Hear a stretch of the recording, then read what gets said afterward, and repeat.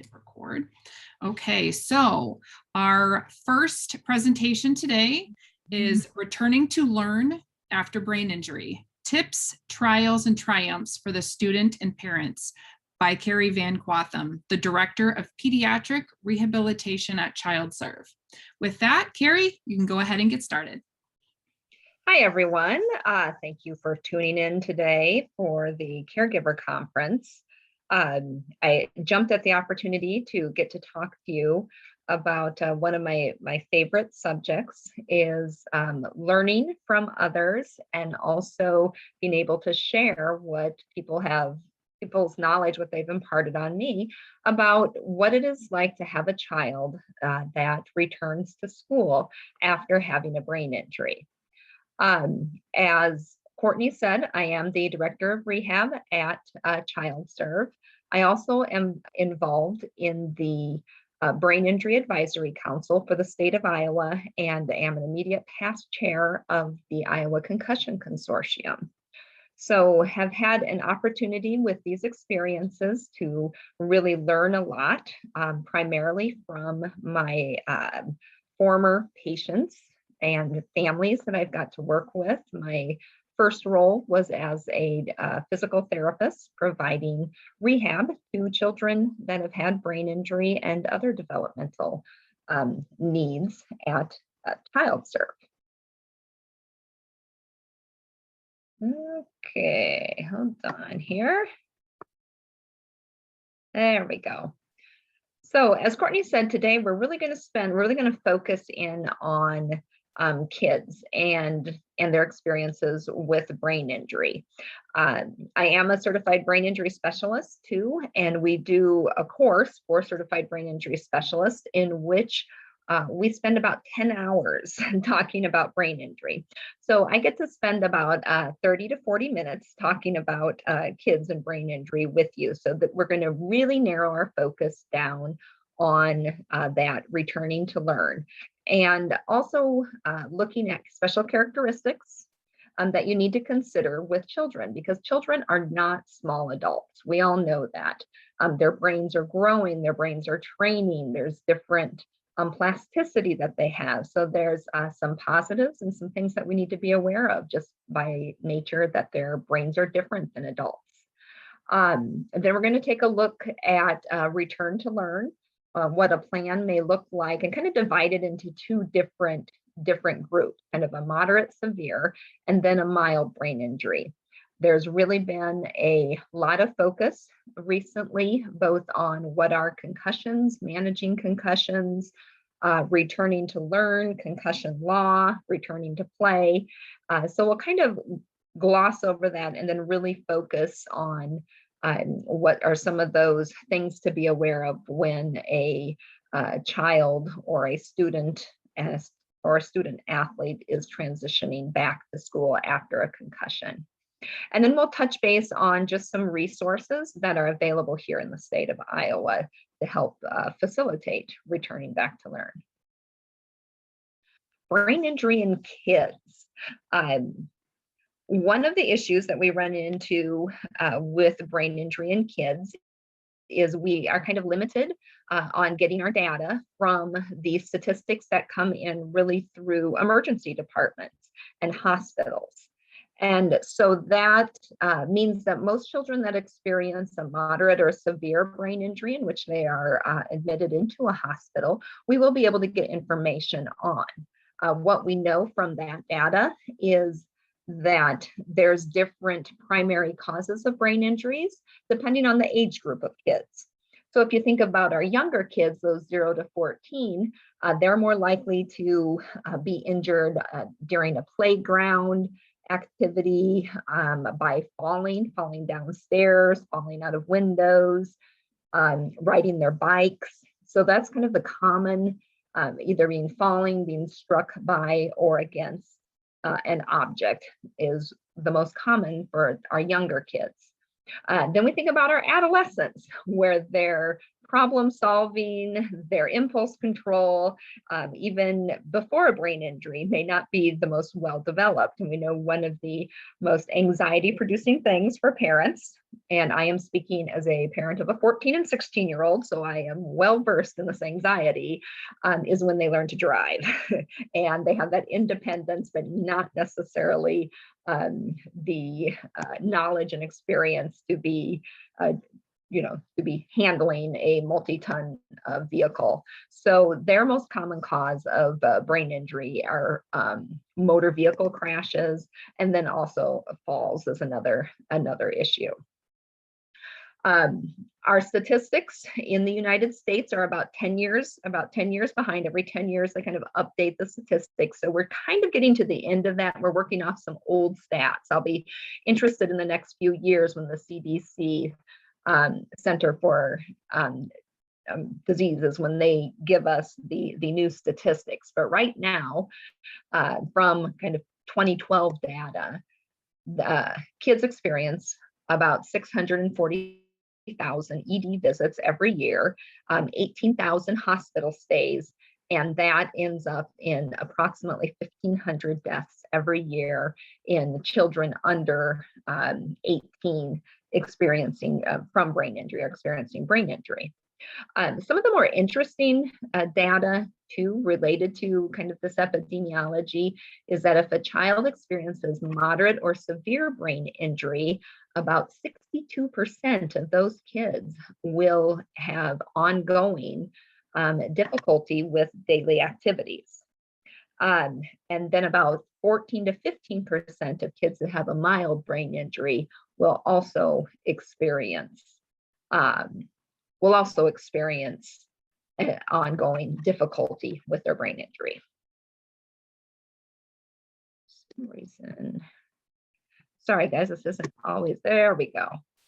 Now I don't want everybody to gloss over with this slide and all of these graphs and everything on here. But I do want to use it to talk about the differences in what we see with kids' brains versus adult brains. Now, our adult brains, if we experience a brain injury as an adult, our brains have already learned a lot of the basic materials that we need to learn. And that information is kind of hardwired into our brain. Not that we can't continue to learn and change, but that's kind of hardwired. With kids, those brains, we often say kids' brains are like sponges. Those brains are like sponges. They're continuing to develop and create connections and learn materials. So based on when a child has or experiences their brain injury, it can impact what sort of difficulties or challenges or opportunities that they will have. So as you can see, kind of along the bottom of each of these little graphs is the age in years. So you can see, and then kind of this top, each graph represents a different area of the brain. Each area of the brain is responsible for different things. One of the most interesting ones when it comes to brain injury is this very first graph right here.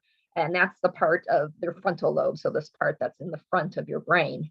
And so if you think about most brain injuries, this front part of the brain usually either hits against the skull or it gets bounced around. And there's also some little bony pieces in the skull that can bump and scrape against it.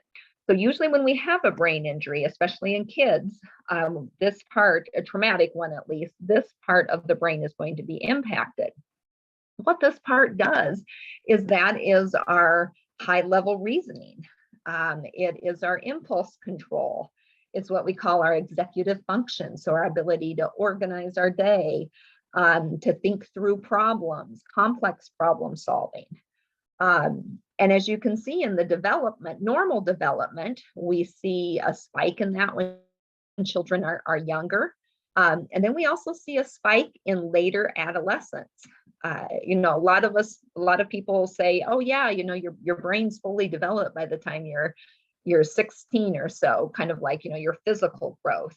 But your brain actually keeps developing. Some studies have said up through age 30. And often it's that early 20s that we really see this ability to reason and think and solve complex problems hit another high point of development. So that's why, and you can kind of see down here, 13, 14, 15, that area hasn't developed yet. So that's why teenagers don't always make the best decisions. And again, almost every part of our brain has a spike in the early years, that 2, 3, 4. So that's also why there's a big focus on early education for kids. And if our younger kids experience a brain injury before this peak, there's a chance that those connections may not have been made in the brain, and it may be more difficult to learn. If you have a real early brain injury, you'll have to be a little more creative in how that brain will learn and experience things. Whereas if a brain injury occurs a little bit later, the brain has already developed some material and some connections in order to have kind of that scaffolding for learning. So kind of the takeaway from this is the age of the child when the injury occurs will impact the kind of learning challenges that the child may experience. And again, I want to reiterate this first graph, talking about that part of the brain that's impulse control, reasoning, problem solving, and go back to the previous slide when we talked about the two age groups that had a higher incidence of brain injury, those young ones and those older kids. And so you can see if a teenager has a brain injury, they haven't had the chance to develop that reasoning yet. And so that is why one of the biggest challenges with kids and that have had a brain injury are those organizational skills, that higher level problem solving, that impulse control. It's because their brain didn't have a chance to develop that yet. And if the areas that they do have developed are probably quite likely to be impacted just because it's in the front of the head. The good news with kids, here's the good news with kids, is that their brains are moldable. They're young. You know, the old saying is you can't teach an old dog new tricks. Well, you can, it's just a lot harder. So when the dog is young, or the puppy, i.e. a kid, that brain is very moldable. So even if one area of a brain is injured, very often studies have shown that another part of the brain can kind of take over that function. And that's pretty cool. That's the strength in having a brain injury when you're young, is that your brain is absolutely amazing and can kind of figure out a way to still allow you to learn and develop and continue on being very successful with, even after your brain injury.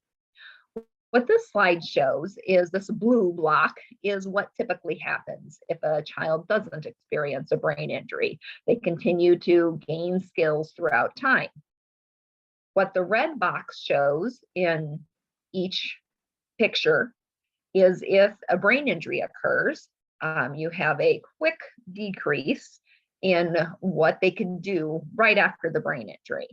It might be physical, it might be their ability to think, it might be emotional control, but you have a quick decrease. And then the good news is you also have a quick recovery. Quick being relative, of course, but you regain typically a lot of skills. And then, and it happens pretty quickly. But then that gain of skills continues, but it slows here. And that's kind of what that blue arrow shows in that first picture. And then over time, if you're not continuing to get therapy and services, those skills kind of slide back down and kind of even out on a plateau. So this last little arrow is kind of that plateau area. What we have found is the same thing, happens. That's what this green is here. But if you continue to provide services, supports, the right adjustments, accommodations, continue to provide therapy and or different enriching learning experiences to the child, that slide back and that lower plateau can really be eliminated. The child may not get all the way back to where their peers were, but they can definitely narrow that gap. And with those adjustments and support, can be successful in their learning.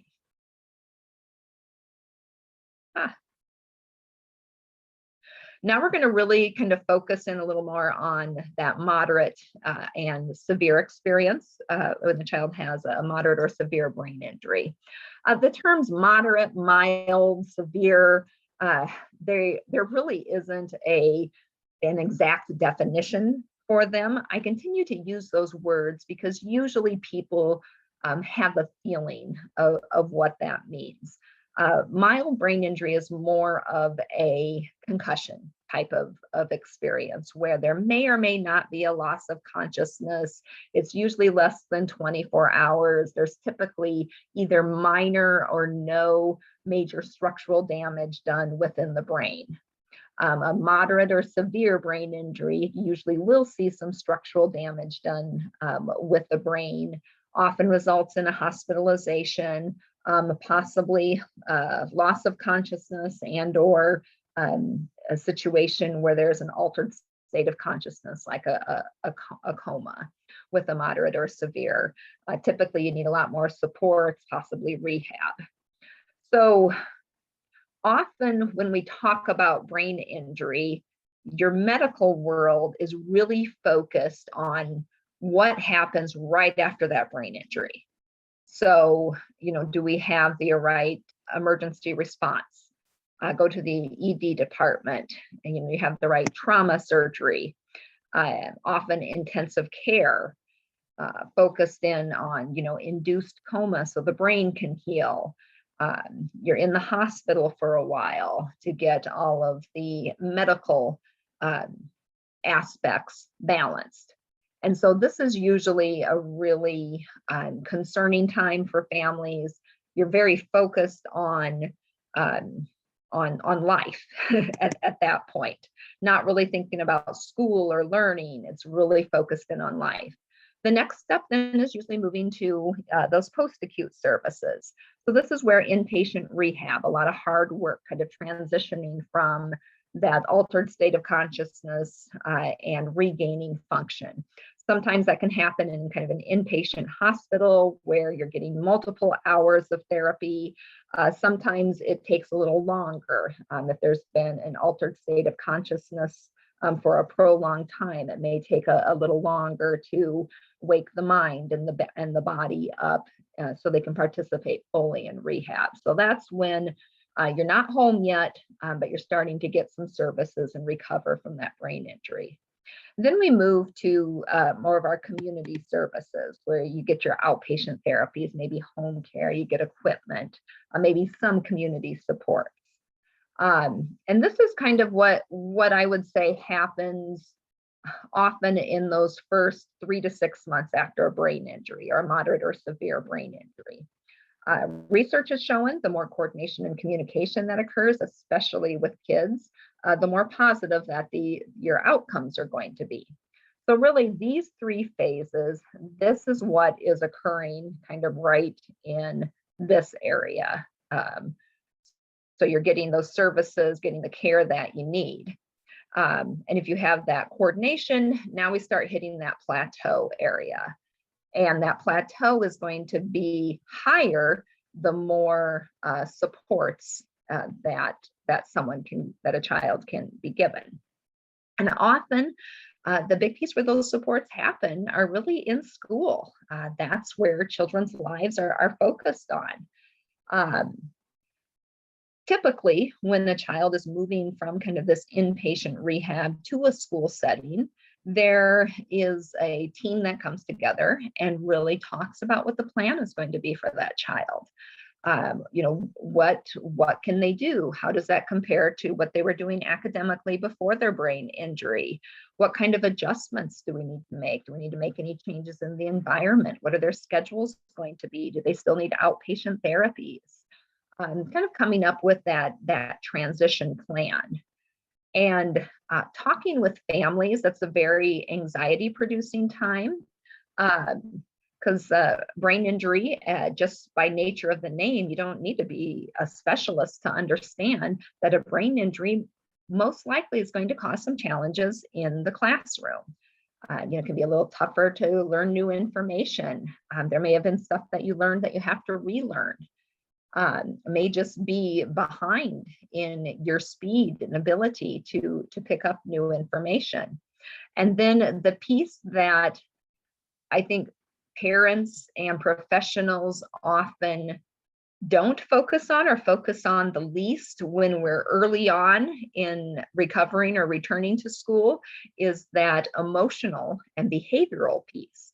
But then as I talk to parents more as time goes on, 1, 3, 5, even 10 years after a brain injury, it's those emotional and behavioral pieces that really are almost more important than the learning and the knowledge. It seems like you can get a plan in place for the learning and the knowledge. That emotional and social and behavioral pieces are the ones that tend to be more challenging to both the student and the parent. And there's a lot of information on these next 2 slides. But again, going back to that slide where different areas of the brain are responsible for different aspects of what the brain does. If there is an injury in that area, then the student may have these kinds of difficulties with returning to school.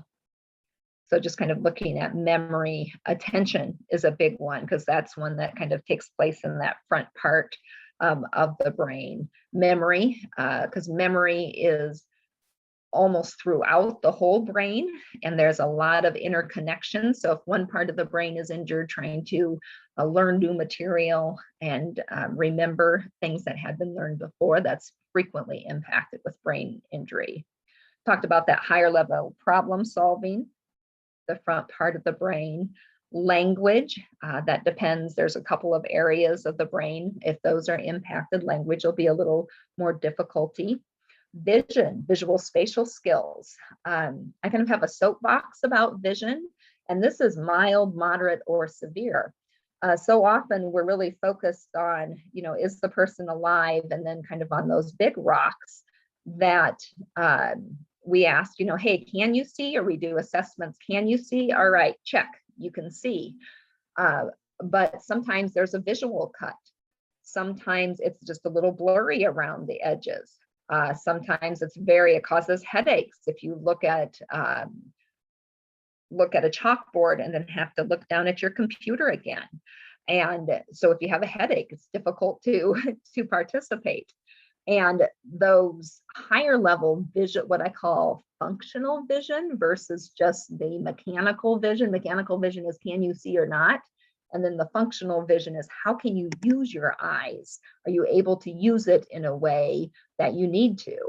It's those functional vision pieces that are really often impacted by brain injury, and also frequently missed, especially in that moderate or severe, because people are usually, quote unquote, worried about the more serious things. But that whole functional vision can really cause an impact in their learning. And research has shown for mild TBI, it's actually one of the most significant symptoms for long-term difficulty after a concussion. And then again, we talked about those behavioral and those emotional effects. I'll have a story from a parent talking about her daughter's journey through moderate or severe brain injury and returning to school. And now that child is a teenager. And that's the difficult thing is, are these normal teen mood swings, difficulty with authority, difficulty with organizing? Are these normal for this teenager, or is this the brain injury? And so I think that's a real struggle for parents and for the student, trying to understand and manage that. And then you layer, high school and middle school is a difficult time socially anyway. When you add in a brain injury, and you might have difficulty understanding social context, what's going on, being able to read the unspoken communication that's occurring with people, motivation, being peer pressure, making poor choices, again, that reasoning, impulse control. So there's a lot. That's a whole like 3 or 4 hour lecture, if not longer, emotional and behavioral and social impacts of brain injury. There are some formal supports for returning to learn. I think many of you have probably heard of these words. A 504 plan.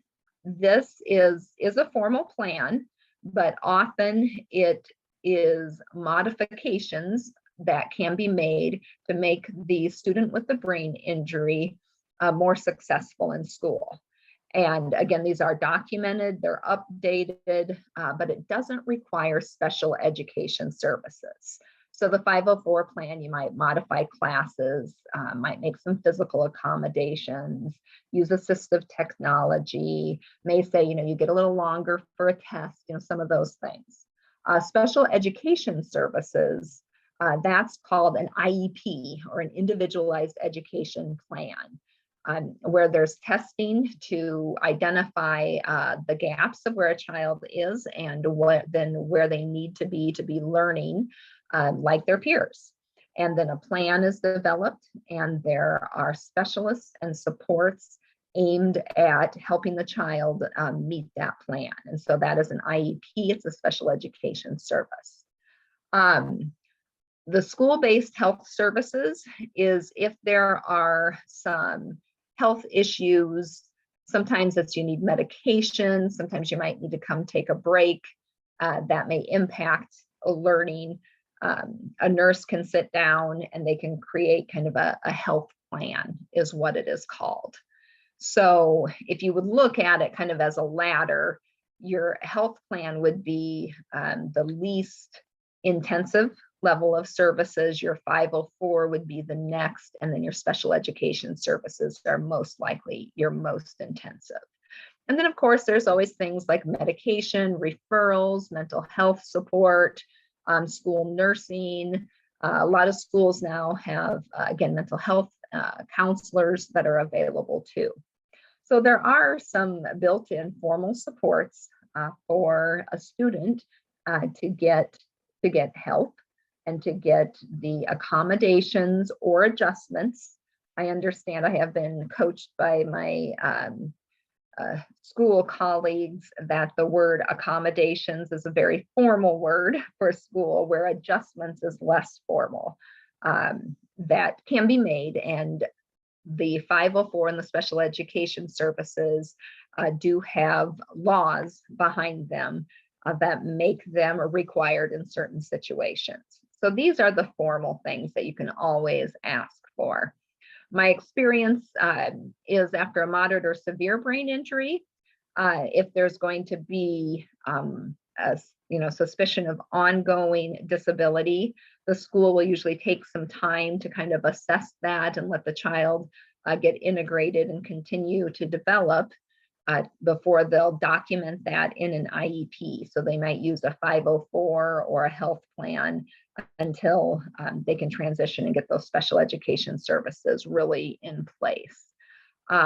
With concussion, I find that schools are really hesitant, rightfully so. You don't want to go through all of the formal hoops when just speaking with the nurse and some informal adjustments can work to make the learning environment and the learning go more smoothly after that mild brain injury.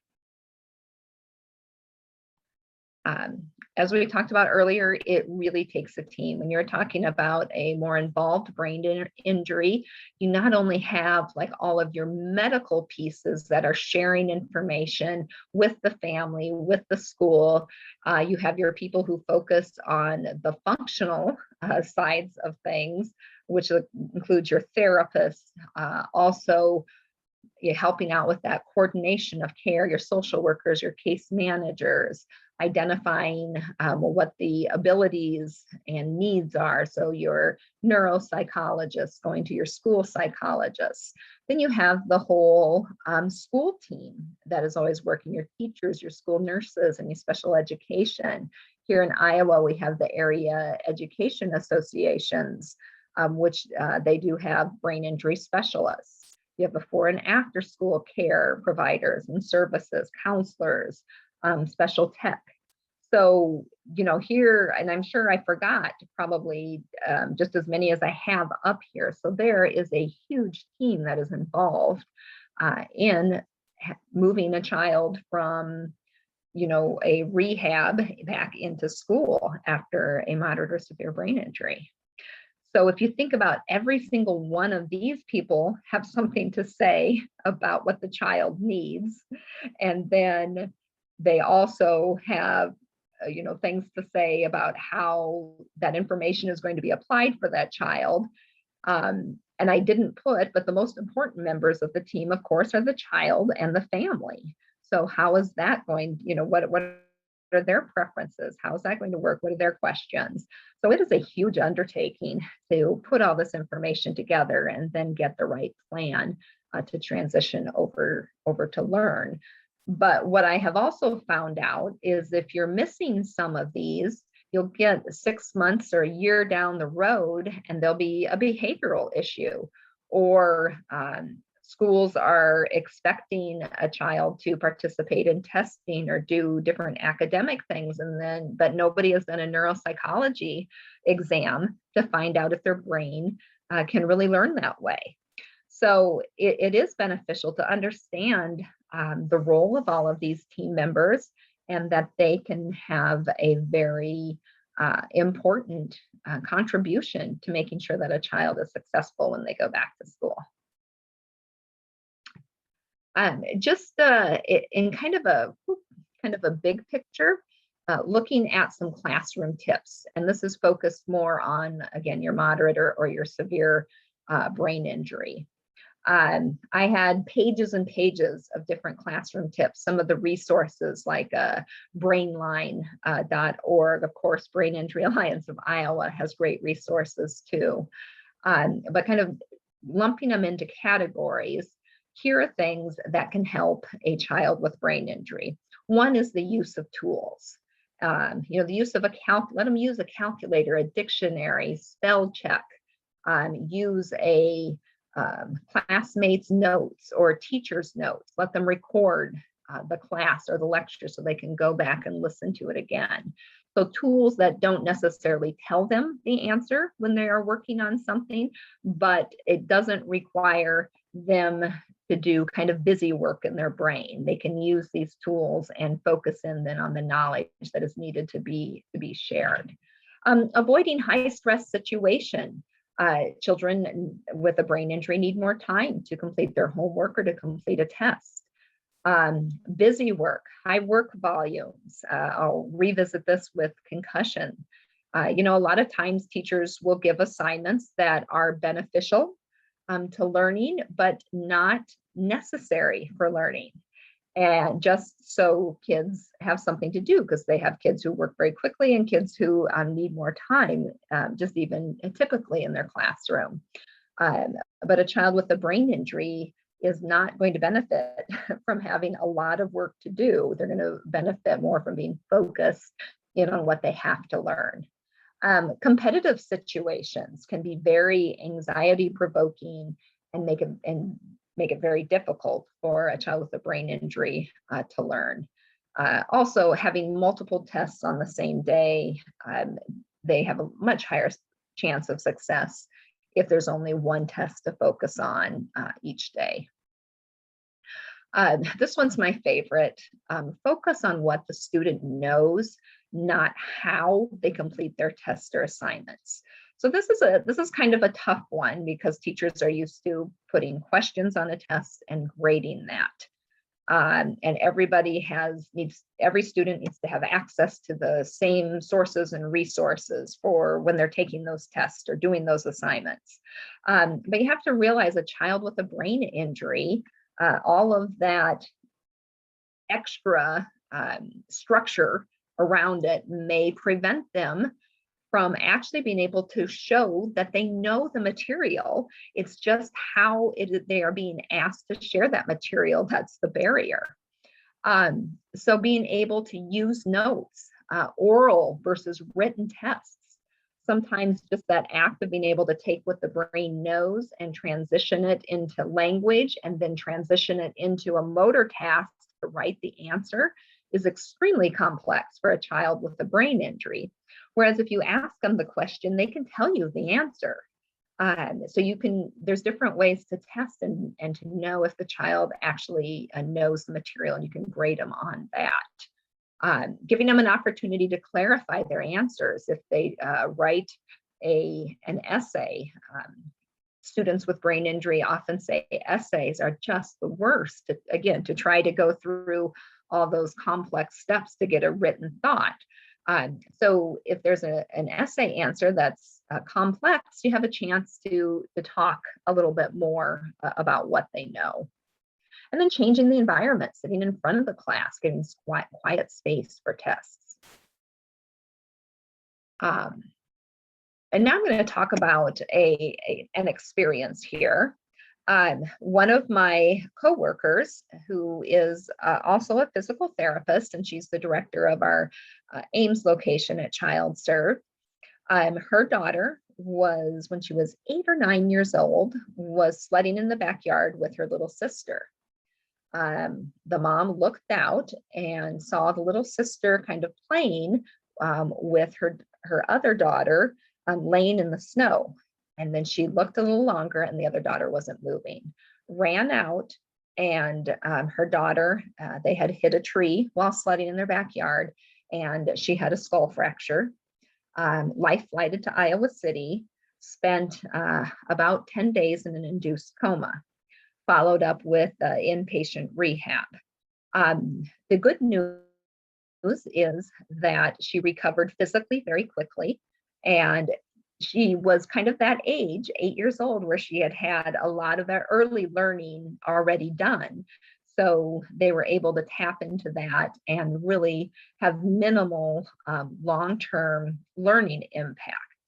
But here's what I talked with my colleague, with Kate, about her child's experiences and her family's experience. Again, there's so much focus on that rehab to that school plan that it's really only the first step to get that first initial plan going. And then it's that implementation of the implementation of that plan where things get really murky and gets a little more difficult. Because now, who's following up to make sure the plan is being followed, that it's being followed successfully. Does there need to be changes in the plan? So she said there was a lot of constant communication on her side to really understand how her daughter was truly doing in school. The other piece is that teachers and nurses, they aren't brain injury experts. She had to be proactive and ask for feedback about her daughter and the learning, not to wait to receive that feedback.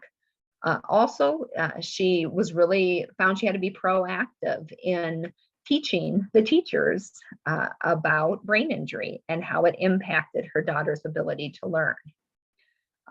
As her daughter transitioned from one classroom to the next, or from one school to the next, she found all of that work that she did in the first classroom or the previous classroom or with the previous teacher wasn't transitioned at all to the next classroom or the next teacher.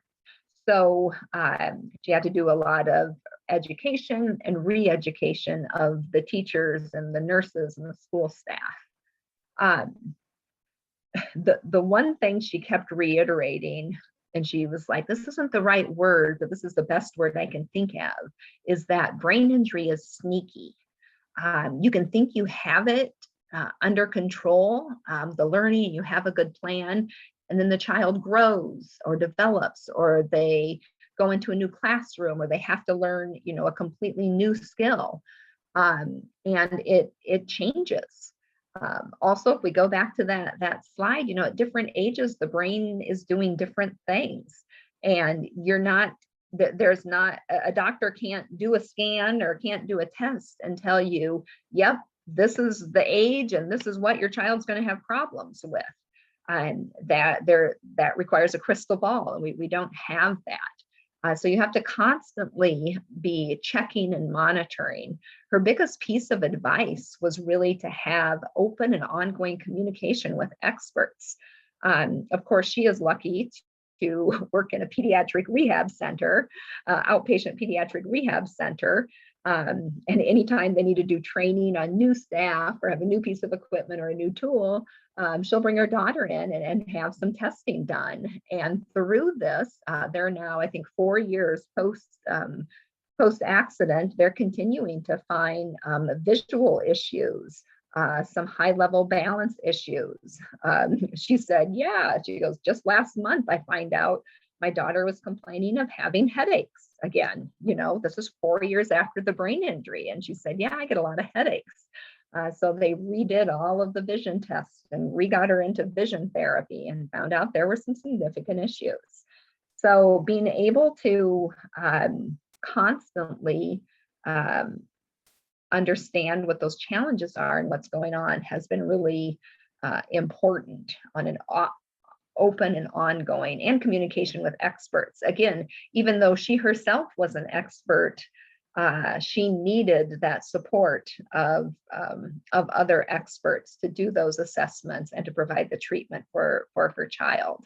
And then she said again, as she goes on, her child's now, she was 8 or 9, and now she's 12 or 13. And she's like, gosh, she goes, the emotions, the some of the social situations, the difficulty with authority. She's like, I don't know if this is normal teenage or if this is difficulty with that front of the brain functioning, or is it, the brain injury. So, she's constantly kind of on pins and needles trying to walk that line of, is this brain injury? Is this being a teenager? And then how am I going to react, to these behavioral challenges?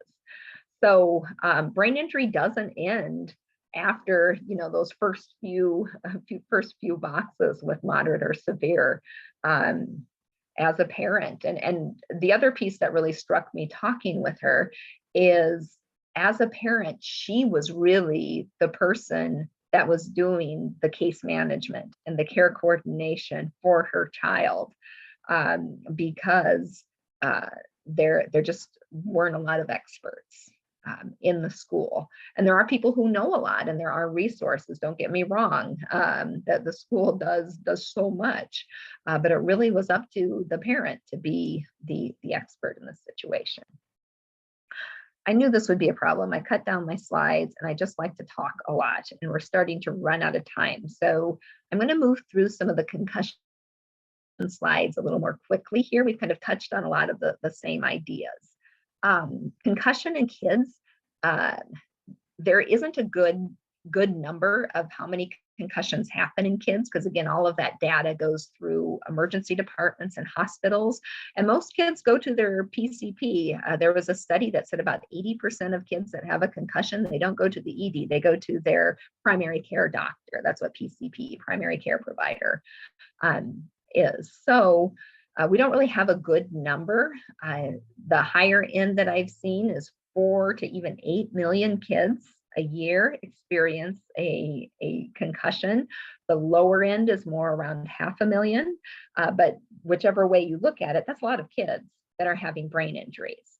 The good news is with the concussions, they do find that usually within 3 months, 80 to even 90% of kids will have minimal to no symptoms left over. That's kind of what that shows there.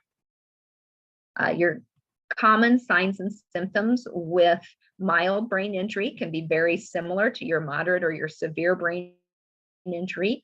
They just often don't go on as long. And again, with a concussion, you usually don't have, I shouldn't say usually because it is one of the diagnostic pieces, is you don't have that structural change in the brain. What a concussion is kind of the stretching and twisting of the brain cells that end up causing them to not be very efficient in how they function. So therefore, a kid will get tired more easily. It's kind of like having a really small gas tank on your car. You can fill up that gas tank and the car will function fine. It just won't function normally for very long. And so that's where those symptoms come in. And really monitoring these symptoms is how we know when a child is recovering and or recovered from a concussion. Can they do their activities without having these symptoms? Or do some activities cause the symptoms to increase? This is one of my favorite slides. Again, you guys probably like, gosh, you have like the most horrible graphics, Carrie. But to kind of explain how we try to manage symptoms with concussion. I'd like to say that, hey, you know, once you have no symptoms, you can go back to school, you can go back to activities, but that research has shown isn't the best way to recover from a concussion, and B, isn't very much fun for the teenager or the kid that has had a concussion. When you first have a concussion, the symptoms often, this is kind of blue line, is when the symptoms occur. The symptoms bring you into that danger zone where it's hard to function. That headache is too bad, the lights are too bright, you just can't function. The goal is to try to keep activity, knowing that your symptoms might get a little worse, but then we take a break or we get out of the light. And so the symptoms come back down. So you can continue to be in that functional side without going, you know, up into that danger zone. And then the goal of rehab and time with concussion management is to increase the size of that safe zone. So you're not, when a symptom occurs, a child has either it's not as intense, or a child or student has the ability to do different things to kind of pull them back into that safe zone. Just like moderate and severe brain injuries, mild brain injury requires a team approach. One of the really good team approach models is called the REAP model. REAP stands for reduce, educate, either adjust or accommodate, and pace. And in this team, you have like a family, you have the school physical team, which could be like your coaches, if you're looking at, or physical, you know, PE teachers. You have the academic team, and then you also have that medical team. And this is just a big overview of kind of what that REAP, or that team approach to managing concussions, would look like. On the BIA website, the Iowa Concussion website, the Department of Education website, Department of Public Health, the Athletic Association websites, you can find the full REAP manual, which is about 30 pages long. That really goes into the details of how to manage concussions in the school. So I would highly recommend that. That's something that the state of Iowa has had updated specifically for our state. And a lot of schools will use this philosophy, this team approach. To give you a little bit of background, Iowa does have a concussion law. I think all states now have a concussion law. Our specific law only covers school sports ages 7 through 12. So if a child or a younger kid, the child gets a mild brain injury, a concussion, not in school sports, it may not be managed as well, or at least it's not covered under our law as significantly. It does require that concussion information go to families, that staff receive education, and staff includes coaches, officials, in addition to teachers, immediate removal from play. You can't return to any play that day. There has to be a written clearance to return to play by a licensed healthcare provider, and there's a list of who qualifies as a licensed healthcare provider. Schools have to have a return to learn and a return to play policy, process, protocol that they have to follow. And new in, I believe it was 2018, a student who experiences a concussion has to complete a return to learn plan before they can start the return to play plan. And when a school has all of these things in place, there's limited liability for the school if they follow all of their plans and protocols. Most schools that I have had experience working with, they not only apply their concussion plans to students who have been injured in sports, but if they find out about a concussion that occurs outside of school sports, they also apply their concussion plan too. But that completion of the return to learn prior to the return to play is very significant.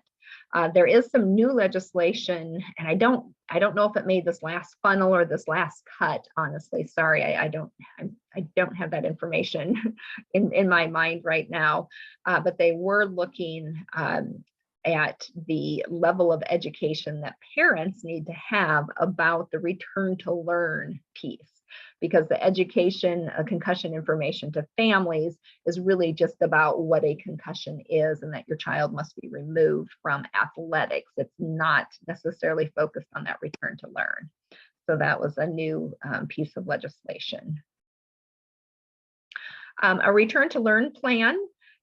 This is what ours look like. It is based off of what is considered kind of the gold standard. The Zurich, there's a group of experts get together every 3 to 5 years and review all of the concussion research. You start with rest, but what we're also finding with research is complete rest is not good for concussion recovery. You actually want moderate rest with some physical activity built in, and then increasing that activity within that safe zone, and that makes the brain recover the fastest.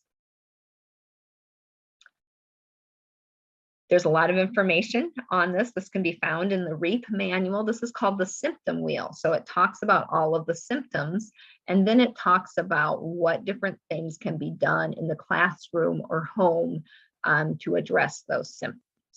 So there's a lot of information, but it's really good information, the Symptom Wheel. Taking some of the information off of that slide and condensing it a little bit, some of the return to learn kind of tips in a classroom that can be really helpful is modifying the classes where you might be more physically active. So maybe you're sitting down, maybe instead of running during PE, you're walking. Obviously, dodgeball probably isn't the best activity for someone who's just had a concussion to play. Most schools, I find, though, will put PE just like any activity, so they won't allow participation in PE until they have cleared their return to learn plan and have clearance from a licensed healthcare professional. Reducing that makeup work, limiting the visual. The studies show that the visual impact, again, that functional vision, is usually the thing that causes the greatest challenges for students coming back after a concussion. Frequent rest breaks, maybe only doing half days getting back to school. Trying to pass in the hallway before or after class instead of during the busiest times. Allowing them to wear sunglasses to deal with the brightness.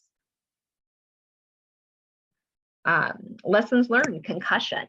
I had the lucky opportunity of having a teenager who was involved in a minor car accident. She was a restrained front seat passenger on a car that was T-boned going like 25 miles an hour, no loss of consciousness, but was diagnosed with a concussion. I'm lucky because I know some people. So I got her into our concussion clinic within, I think it was about 5 days after her accident. And upon assessment, they found significant challenges with her vision, and she had pretty high symptom load with headache and sensitivity to light. What I learned through that, though, is I consider our school had a really great concussion plan, and they had it well documented. They had a policy, they had a process, they had identified who had what role in their plan, which, believe it or not, is actually fairly evolved for some of the school's concussion policies. And they were very strict with the return to learn before you could start the return to play. But beyond that, understanding the different adjustments that needed to be made in her day, adjusting her homework load, her required assignments, and that communication between the concussion clinic and getting that information to the teacher, that fell on me. Or I would ask the concussion clinic to email information, even when the concussion clinic would fax or email it to the nurse, then I would need to have a conversation with the nurse to talk about the key information to go into the classroom. And then based on the challenges that my daughter was having, I would then have to come back to the nurse and say, hey, this teacher, gave her a punishment for needing to leave class early. That shouldn't be happening. There was a lot of care coordinator aspect that I had to do. And this was for a very uncomplicated concussion. Luckily, she was seen twice a week for about a month in the concussion clinic. She had an interesting presentation that she was able to tolerate her physical activity. In fact, it made her feel better to go for walks or light jogs, a lot better than she did with the cognitive and the visual pieces. In fact, even last month, she said, Mom, you know what? I still get headaches a lot. And so it was like, oh, okay. The concussion was 1.5 years ago. So it's continuing and ongoing. Here are your resources. Again, the key ones here in Iowa: Brain Injury Alliance. I also like CDC, has great information on TBI and concussion. IDPH, Brainline is another good resource. And all of these places then have another list of resources. Concussion resources, this I took right out of the REAP manual. All of those places that I listed on the previous slide also have great information and resources. And I know I am out of time. Again, more resources. That's what we covered. And what are your questions for me? I haven't been able to see the chat, so I will pull that up here. Thank you so much, Carrie. Very informative, great examples. I always love your presentations. I've been watching the chat box. I myself made some comments, but I didn't see any questions come up. We'll just give folks another minute here if they have a question. Lisa, my colleague, is going to drop the link. It looks like she just did. She dropped the link for Carrie's evaluation in the chat box. Like I said, you'll also receive an email with the links if you miss them in the chat box.